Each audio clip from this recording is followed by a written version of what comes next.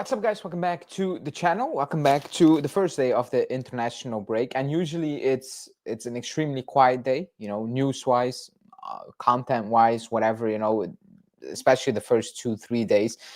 But something happened. I think nobody was expecting to happen, and it's the owner of the club spoke out. And actually, he didn't just speak because it's not the first time that he puts out a quote, that he talks with the media, etc., that he says certain things, excuse me. But I think it's the first time in, I don't know, like 2 years, maybe 3 years, that he actually came out and put serious pressure on the squad, on himself, but also Spalletti, who's just in charge for about, was it 2 weeks now, 3 games? I don't know how many games, Cremonese, 3 games, and about 2 weeks in charge, not even. And the pressure he's put on Spalletti is actually insane, So I think maybe it's fair in the context of being Juve, but it's not fair that you don't really speak about wanting to be Juve for so many years, and then today you come out and put an insane amount of pressure on Spalletti, who has just arrived at the club, is just new at the club, basically, still need to figure thing out, has a squad that is maybe all over the place, low in quality, no striking, attacking force or quality, midfielders that don't work, etc. And today is a day that Elkann is like, you know what, I'm going to come out, I'm going to put a lot of pressure on whoever is in charge to win now, because he spoke and he said we need to win now. And again, it's interesting because nothing the last, I don't know how many years, 5 years or so, ever since Andrea Agnelli left, excuse me, nothing he's done, or nothing the club has done, which stems down, from, like, it comes down from the top. So nothing he has done, the club, he shows that we want to win now. Like, actually nothing. It's from weird signings to sacking coaches, hiring coaches, to making other odd decisions, moving out youngsters that have high potential, bringing in older players who have not much potential, are already at the top of their game, if you want to call it top of their game. So nothing he has done the last couple of seasons is worthy of being Juve. And now we're speaking like we are on the verge, because that's how we spoke, on the verge of being the 2015 Juve again, to reach a Champions League final with having superstars basically all over the pitch, and we're not even close to that. So I think it's madness. You also spoke about the F1, Formula One, about his two drivers, and also some wild statements when it came to that one. It's not directly relevant towards Juve, but when he says, I need drivers who speak less and work harder, I'm like, well, you gave, for example, Lewis Hamilton an insane contract, that's on you. And now you want to complain that they're not happy with a shitty car? That's insane. It's like telling the fans or telling Spalletti, shut up and win the league, which he's actually doing when the squad is not good enough to win that league, So for me, it's crazy. We will go into the quotes in a second. Somebody said it's time he speaks out. It is time, but the words, in my opinion, are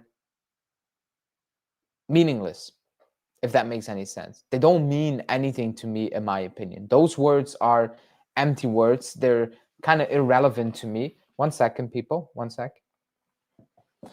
The words are irrelevant to me because... Excuse me.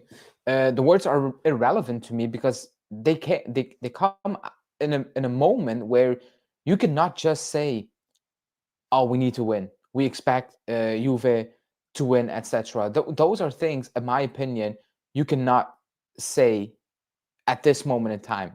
I'm looking at that, I'm like, where were you all this time? Where were you years back, when things were going really south, when the wrong decisions were being made, the wrong signings were being made?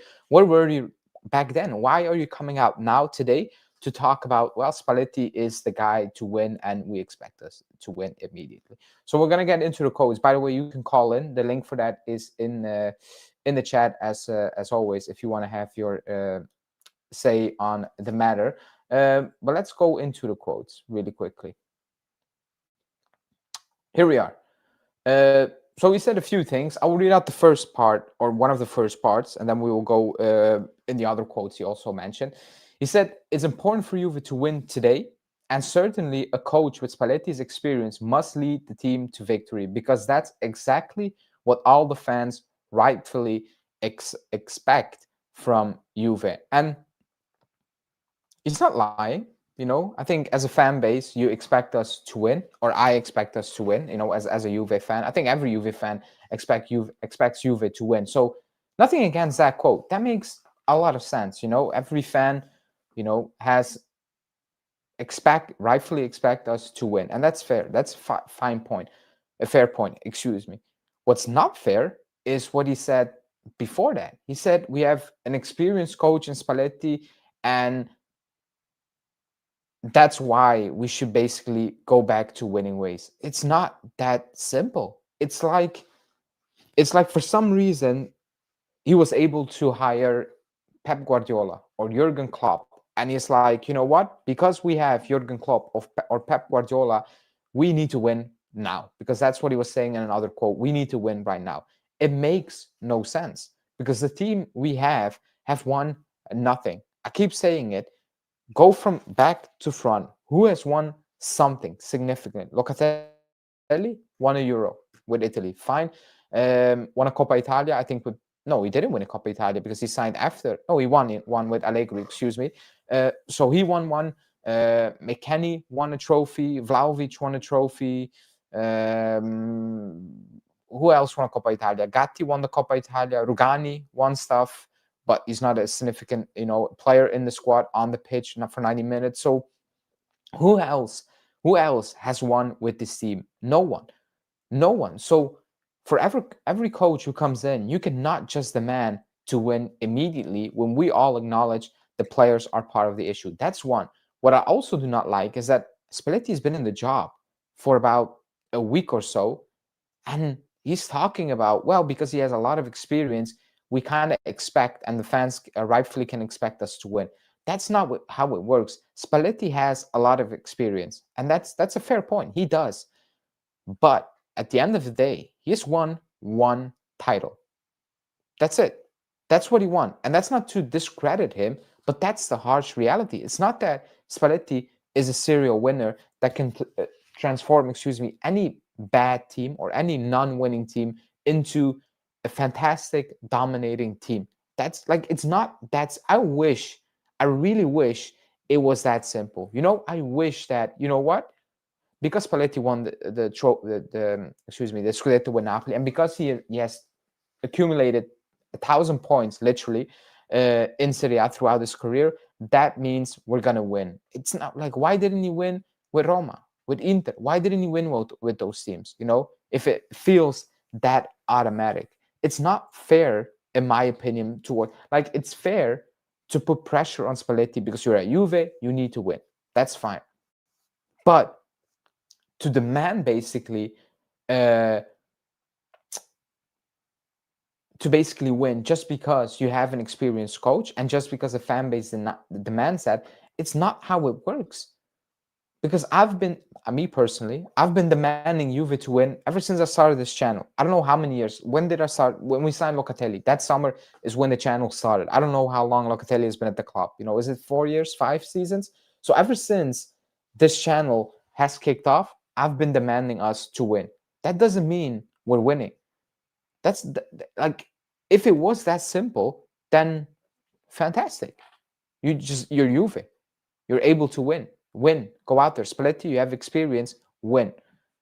Allegri failed. Motta failed. Tudor failed. You win.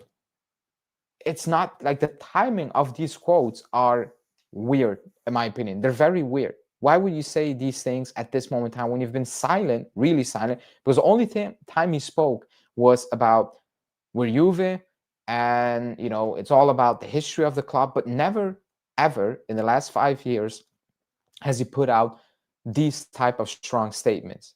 And for me, it's odd. It's really odd that he comes out with that at this moment in time. That's just my opinion. I think it's odd to say that. Nobody expects Juve to win any longer. If you do so, you haven't paid attention for the last 6 years. Nobody expects them to win? Nobody. No, like, okay, I don't expect Juve to win in terms of, I know they're not going to win the title if they're like, but you're at Juve, and the expectation as a, like as a board, as an ownership, must be we need to win. If that's not the case, then we have a serious problem. That's what I'm trying to say. If that's not the case, we have a massive problem. So we acknowledge that, fine. But as long as you keep changing management, coaching every single year / 2 years, you're not serious anymore. You're just not serious because you're just trying 1,000 different things out. Hopefully something works out. That's now with Spalletti again. Oh, he has experience. If you really believe in Spalletti, you sacked Tudor last summer and you signed Spalletti when he was when he became free after the national team. You jumped on that moment at that moment in time. But you didn't, and that tells me that, again, you're very reactionary.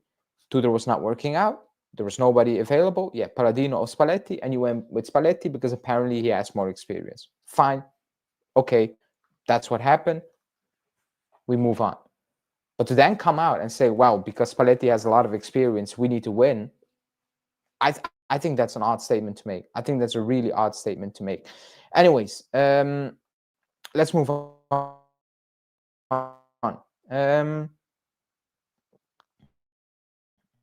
Let me go from here. No, I want to read out these things first. Okay. So they said, if you think back to 2006, that was one of the toughest moments we've ever faced as Juve.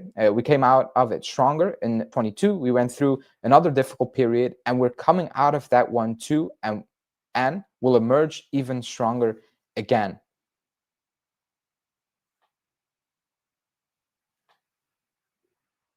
(2002) until now,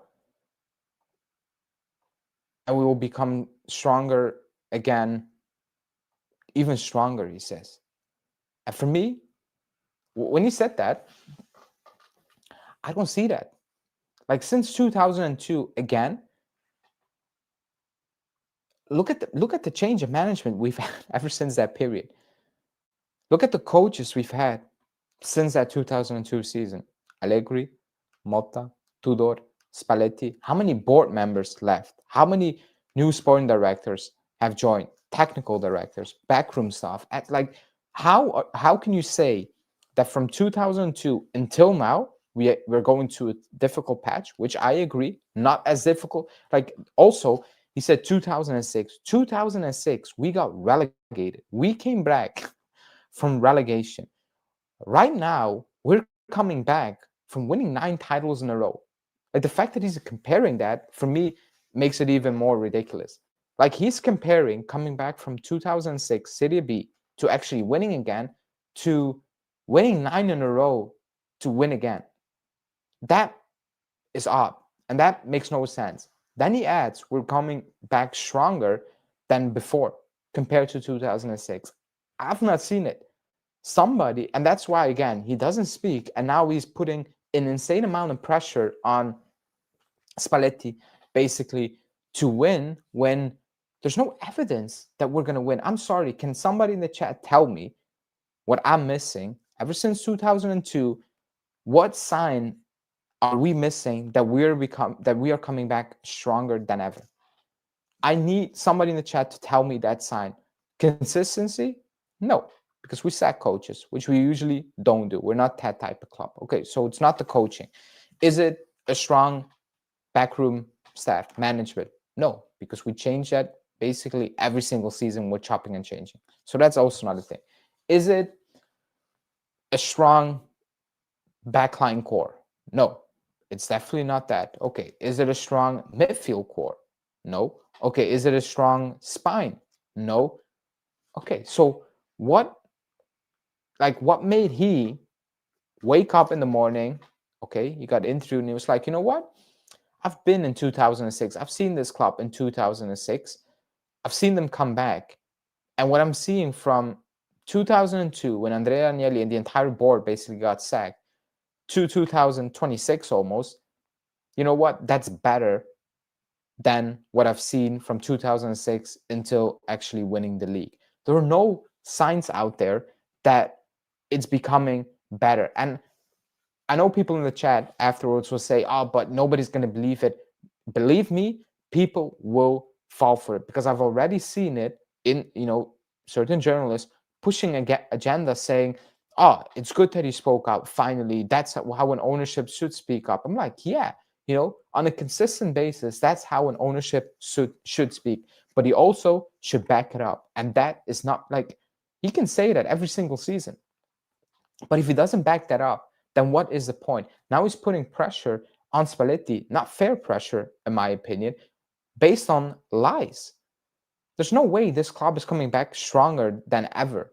There's no signs of that at this moment in time. Not a single sign suggests that we have anything going that looks better than close to 2012 when we were winning. And I know before we won that first league with Conte, the season before that, there was no single sign that Conte will come in and we will end up winning the league. There was no sign out there. That I fully agree with.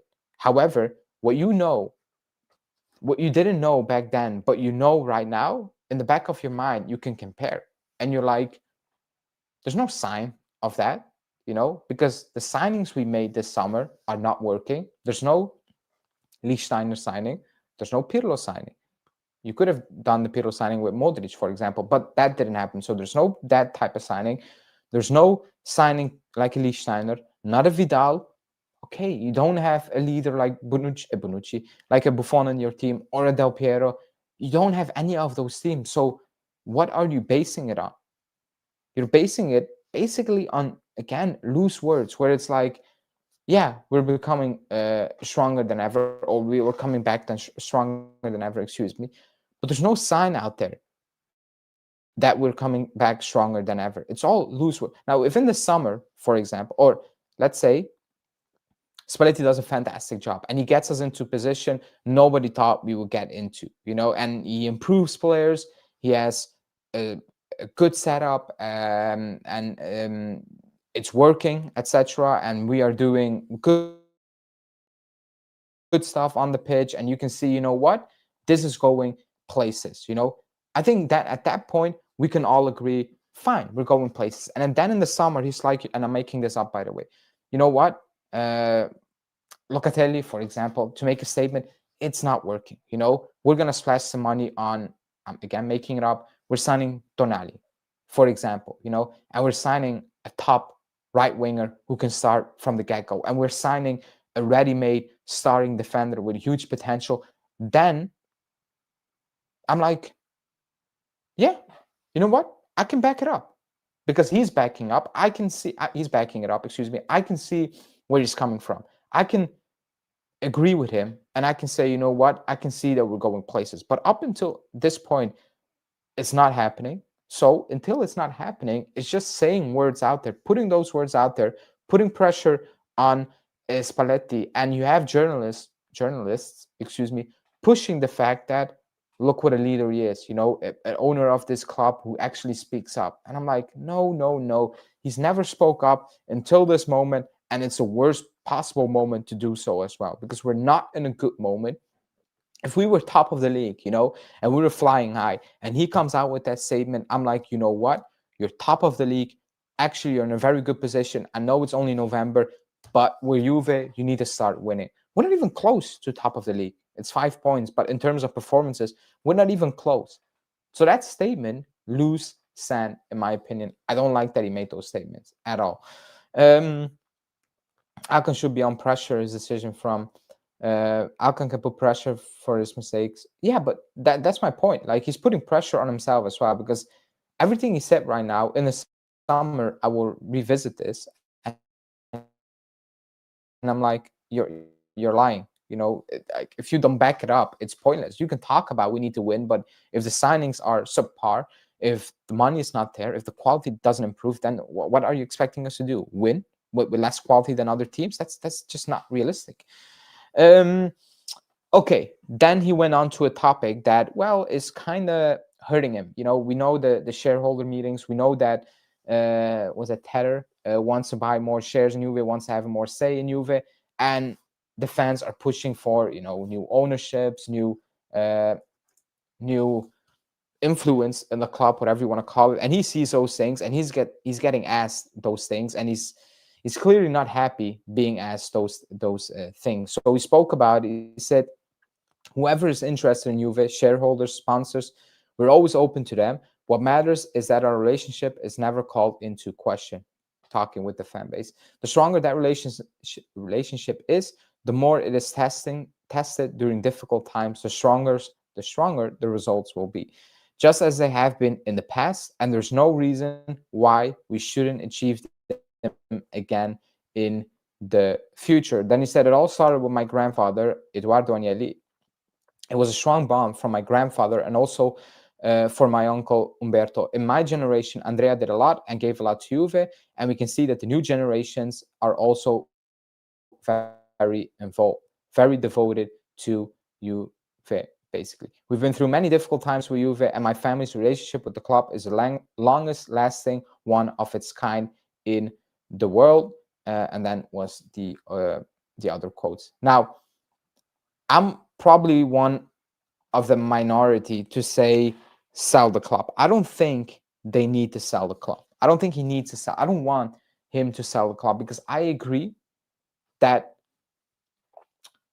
like, what the club has is right. It's unique. You know, no club has been owned by the same person for this long. And maybe I'm wrong, but that's what's out there. You know, maybe there's a club, you know, small club, but like big clubs, you know, like massive clubs, you know, well-known clubs around the world in any sports, they're the longest lasting owners. And I'm okay with that, because that brings stability.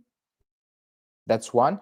And I'd rather have that than being sold like Milan and Inter to, and it has nothing to do with being Chinese or Indian or American or Canadian ownership. That has nothing to do with that. You know, it's nothing to do with the background of the ownership. It's just the mindset of the ownership, because usually a lot of these owners see the club as, how do you want to say that, like as an asset to get loans, etc., you know, to get dividends out of that club. You know, winning is never a priority. You know, that's one thing.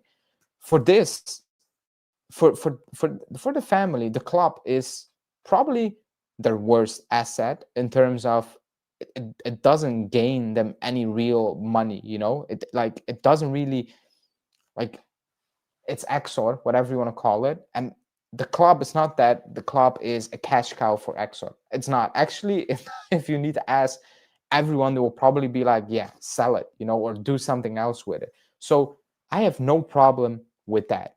What I do have a problem with is when the people involved with the club shouldn't be involved with the club. That is where I have a problem. If you are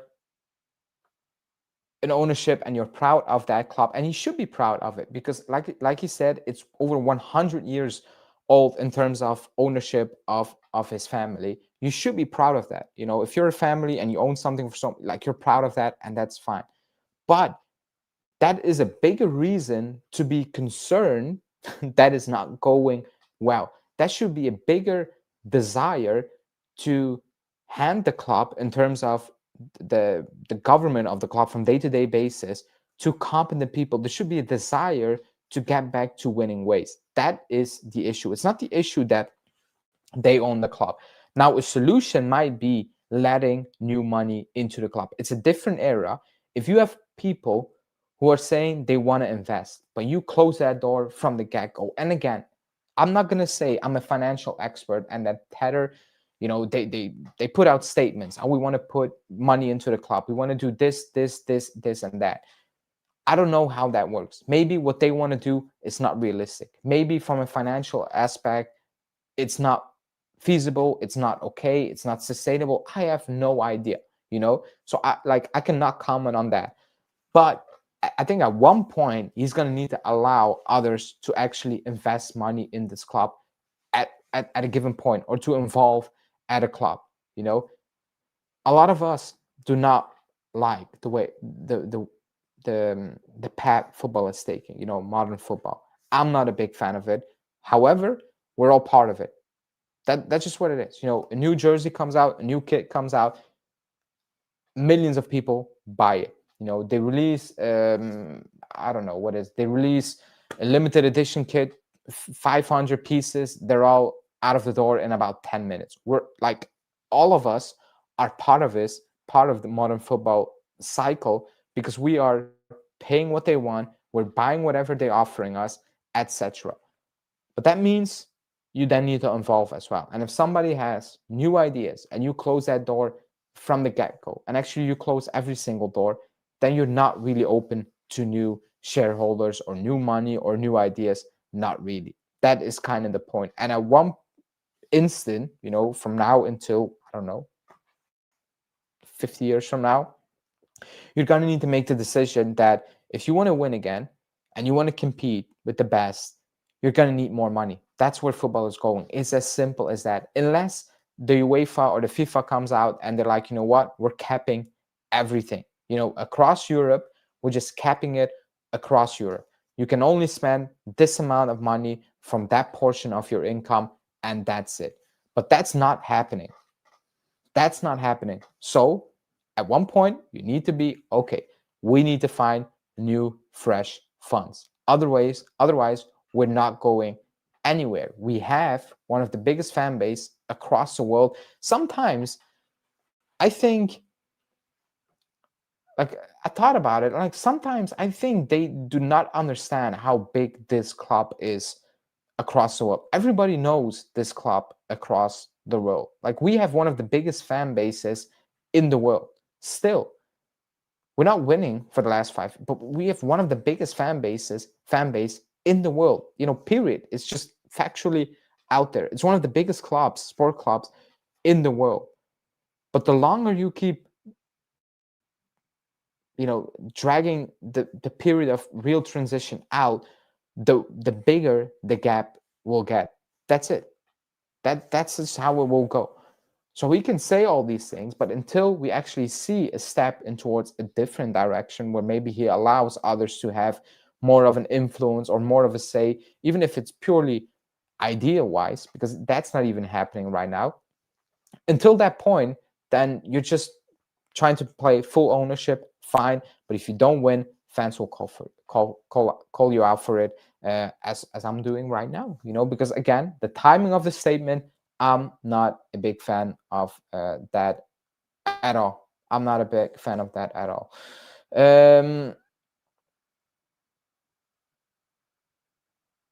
Okay, I'm fine with him keeping the club, but bring someone who has passion for the club and football. Elkann was never into Juve or the game in general. I agree. I do agree. When Agnelli was in charge, we saw John Elkann once a season, maybe. We heard of John Elkann once a season, maybe. And that was okay. That was okay. Nobody cares about the ownership. Nobody wants to hear really from ownership. Even when the results are bad, I don't want to hear from John Elkann. I want to hear from Comorli, from Chiellini right now. These people need to speak out, not Elkann. When Agnelli was in charge, we knew who was in charge, period. That's it.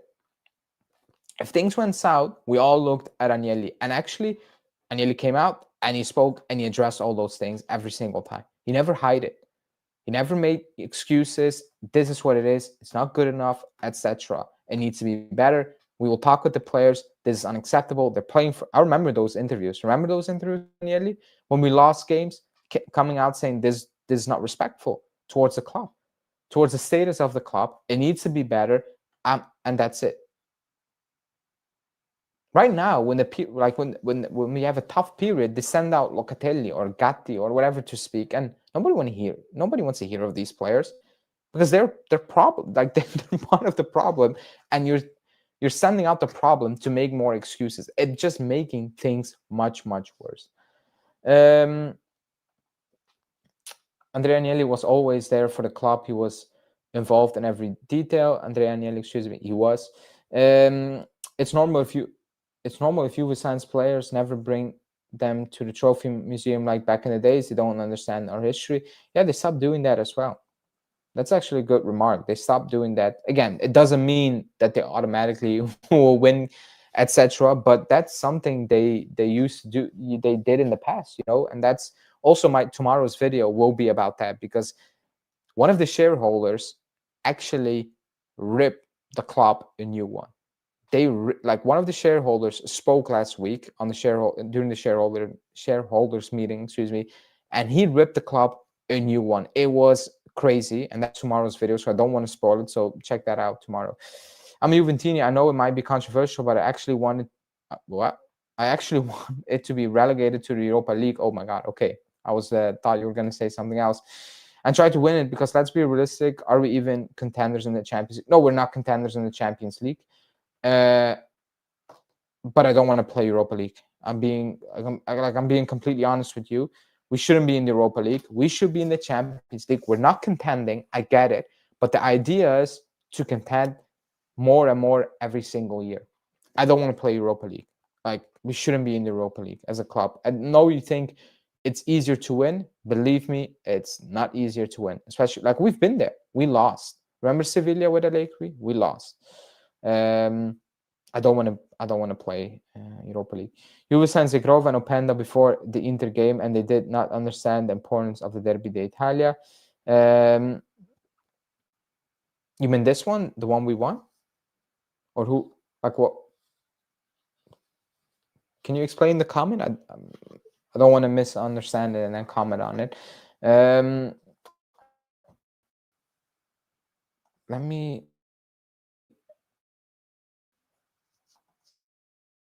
actually check this one.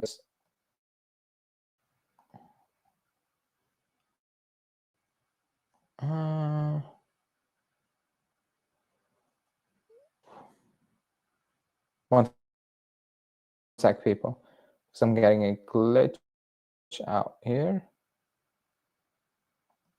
Okay. But yeah, I do agree with the statement that I think a lot of people do not really understand what it means to play for Juve. But then again, who at the club is like, you know what, this is what it means. That's my first point at the start of the live. Who has actually won enough to welcome the new players and be like, this is what it means to play for Juve?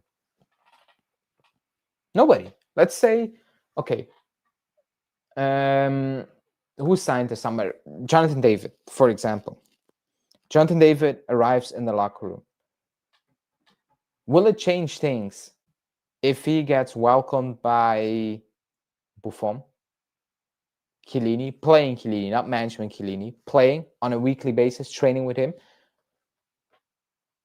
Pirlo, for example, Dybala will want a lot. Like, wouldn't that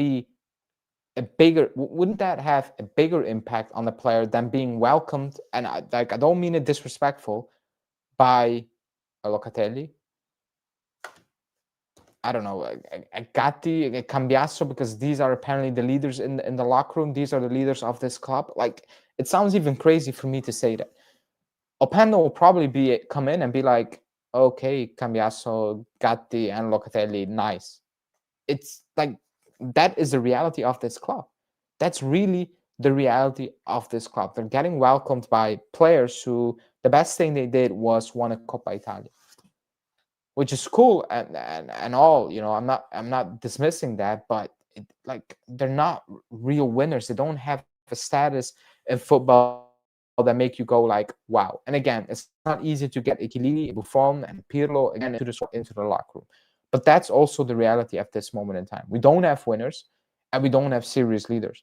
So whoever comes in will always come in with the idea of, I'm getting welcomed by these players. Players you and me do not believe are leaders.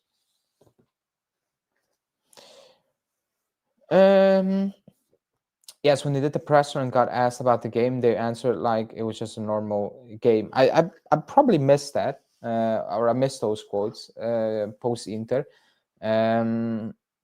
So my bad if that's the case.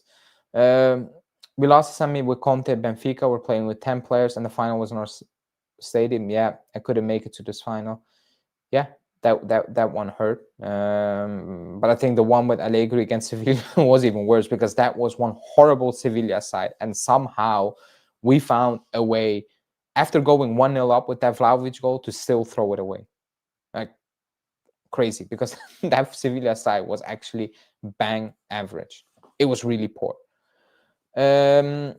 Concerning Cope, if he keeps performing at left center back, did Juve then lose in his investment or not? They did.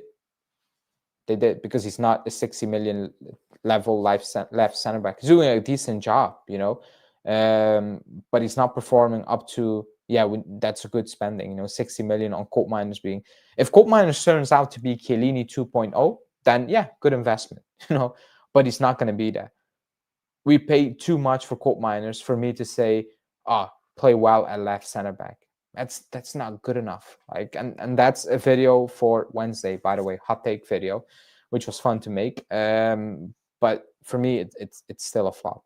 It's still a flop. If Cope Miners only performs at the left center back position, 60 million euros for a player we thought was going to help transform our midfield, and now he's helping us be stable at the back. That makes it worse, because you also signed Kelly.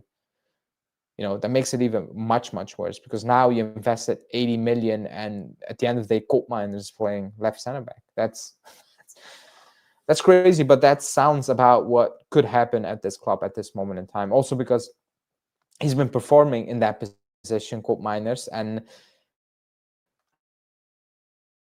I mean, again, if Kelly comes back and Bremer comes back, I think Cope Miners will be. Am I glitching, by the way, people?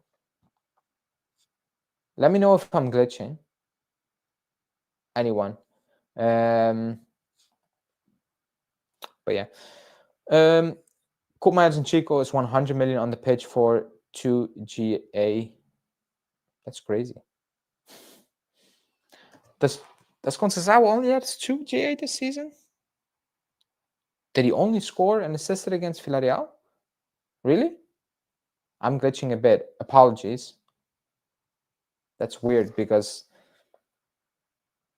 I'm sorry, they're working on the Wi-Fi. They were working on it. They're putting in fiber, so it's all over the place. The next couple of days probably. Conceição only has 2 GA. Was it against Villarreal? That was against Villarreal, right? That goal and that assist. I thought he scored it in another game as well. Yeah, but that's not good enough. Overall, that's not good enough. But then again, Yildiz has 1 open play goal from the last 11. That's also not been good enough. Jonathan David has only a goal against Parma on match day 1. Openda has nothing. It's just not good enough, across the board. Across the board, it's just it's poor. It's poor. That's what it is. We have 3 strikers and lacking goals. It's really concerning. Yeah, it is. That's what I was talking about. That's when we talk about an individual player up top. Yildiz is not playing well. Conceição is not playing well, and Vlahovic has good moments, and David is a disaster, and Openda is a disaster. I'm like, fine, I'm not the biggest Conceição fan, nor am I the biggest, Openda fan, for example. But I've seen Openda score a lot of goals for Leipzig. I've seen Jonathan David score a lot of goals for Lille. I've seen Vlahovic do that overall pretty okay as well. And now none of them are working out at the club. If it's one player, fine. If it's 4 or 5 attacking players, then we have a bigger issue than individually. That's what I'm trying to say, because I'll keep saying it. If you have an entire front line, and we tried out everything possible at this point, basically. We played 2 behind 1. We played Openda with Vlahovic. We played David with Vlahovic, Yildiz and Conceição and Zig. We tried it all, and nothing is working. At one point, I was just sitting back and be like, yeah, maybe the players are not of the best qualities, excuse me, but what about, okay, for example, Spalletti said, the problem is we get the ball to our strikers, but up to that point, we make wrong decisions. Tudor said, in the final third, I think in the summer, he said that after the Club World Cup game or before the Club World game in his pre-presser, he said the idea is, because we have quality up top, is to get that ball up top, and then they in the final third they're free. It's clear these players cannot be free because they're not figuring it out. Period. Against Torino, flood the midfield, keep Conceição and Yildiz out wide. Problem, they couldn't beat Lazaro and Pedersen. Big problem, because now we have Vlahovic down the middle, isolated, hustling for possession, etc. That has been a recurrent theme. However, post-game, Spalletti said, now I have 2 weeks, and I will try out new things, Don't watch post-game interviews, guys. That's even worse than the actual game itself. I fully agree with that. The news now saying Vlahovic is coming back to Torino due to injury. I thought he was coming back, not injury, but more of fatigue things. But you can be right. You can be right, by the way. In many videos, you talk about how you're not a fan of many of our players, even new ones. Please tell me who, in your opinion, the club should sign from a non-obvious options. From non-obvious options, it depends. In the summer, I want the Colomani. But that probably will be an obvious option, I guess. But it was that obvious that it's weird that we didn't do that. That's one. I think we needed to keep Huijsen. I said it. I think we needed to keep Sule instead of wasting money on Conceição. Those were things that I thought were there in your face, to do so. I wanted Koopmeiners, not for 60 millions, but I'm not going to lie about it. I was happy with signing Koopmeiners. He's completely flopping. Even if we overpaid, even if we paid 20 million for Koopmeiners, we will be getting the same output. It's not because he had the price tag. So I didn't have a problem with that signing for example. The Openda one, I said it, I think we're overpaying. I'm not sure why we're making this signing when Colomani was out there to really get, that's one of the things, that we probably could have done. Modric was out there. I think I did that video in March or something. I'm like, yeah, why not on a 1-year deal? Try to convince him, because we need quality, and actually he is quality in that midfield. We need a real leader. We need actually a winner who can make a difference. Those are players I thought the club should be going for to, save money / improve that team. And I think we would have improved the team. It wouldn't get any worse than what we have right now. That's what I'm trying to say. It wouldn't be any worse.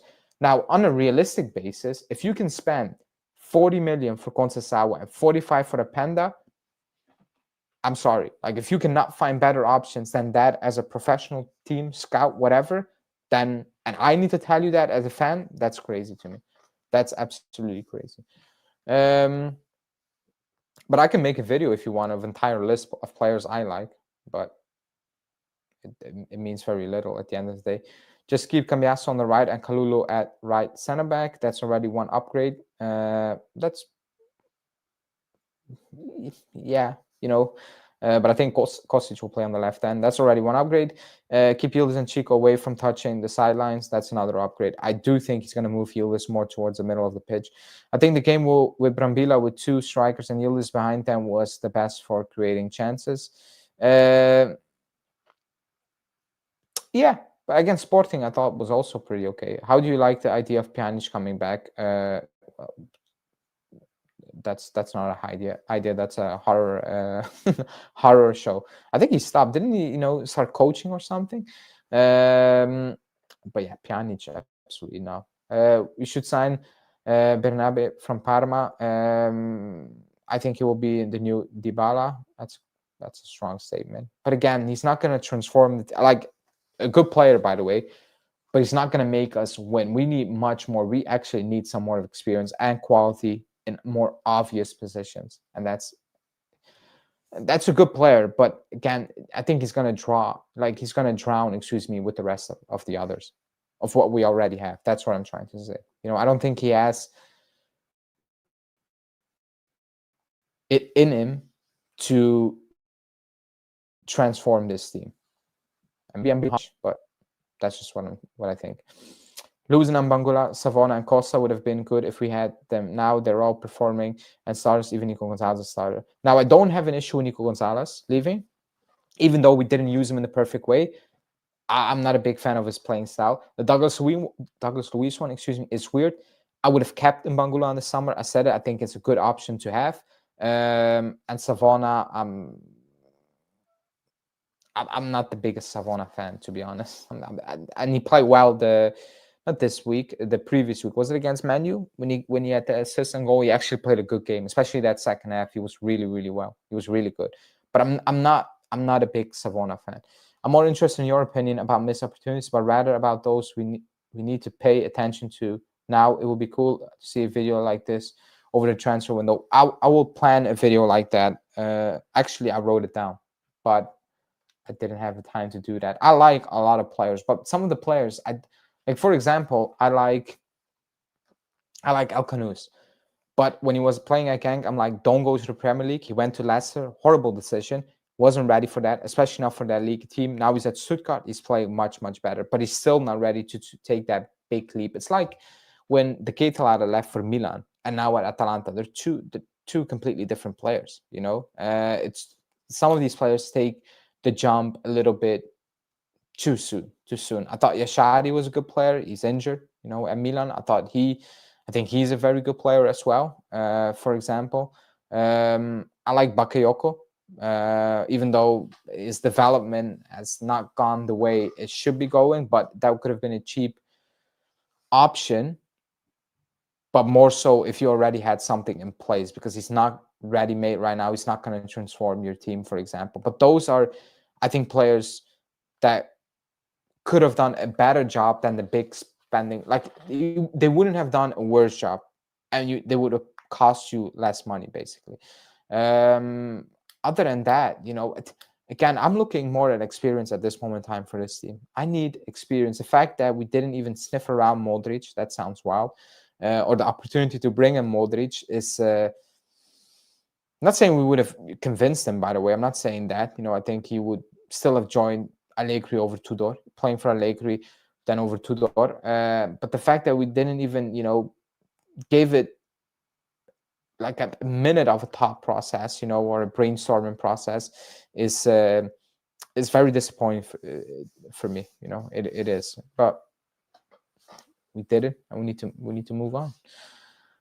Before anything, we need a solid center back and two good wing backs. Cambiaso is too unreliable. After the back line is fixed, we can think of the midfield.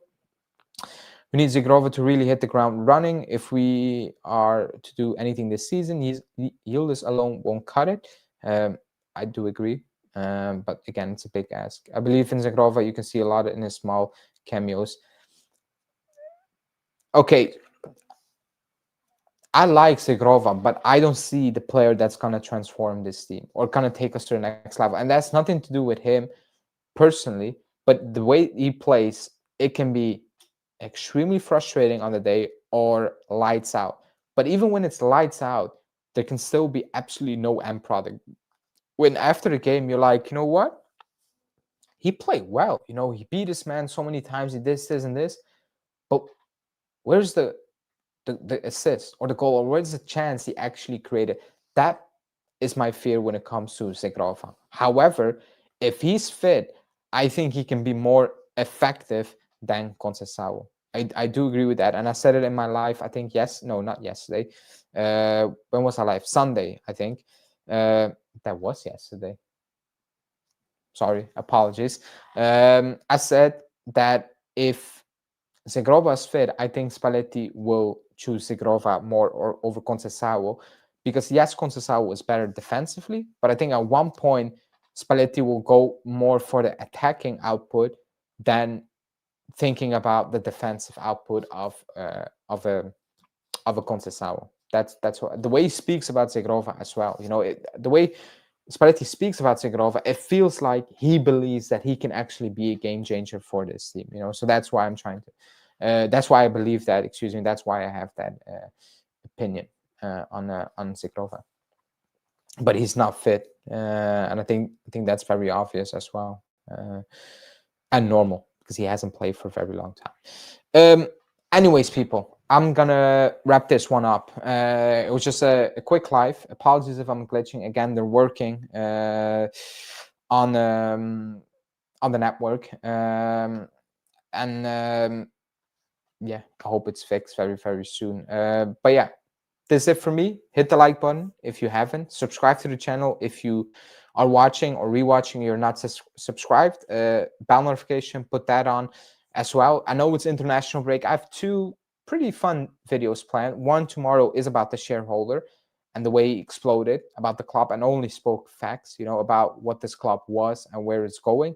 And then on Wednesday, I have a video about hot takes, and one of those hot takes, I might be sport like, one of the hot takes is the Cali Coupe, and the other hot take is that Spalletti might be better than Conte.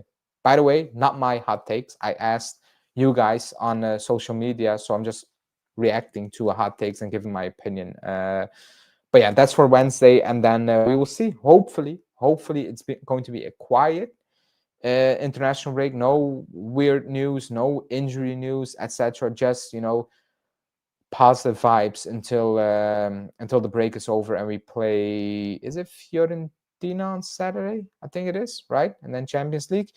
That's that's the build up. Hopefully that Fiorentina don't get their first win in Serie A against us. But then again, it wouldn't be surprising, would it? Anyways, people, that's it for me. Thanks for watching and have a good night as always. Ciao.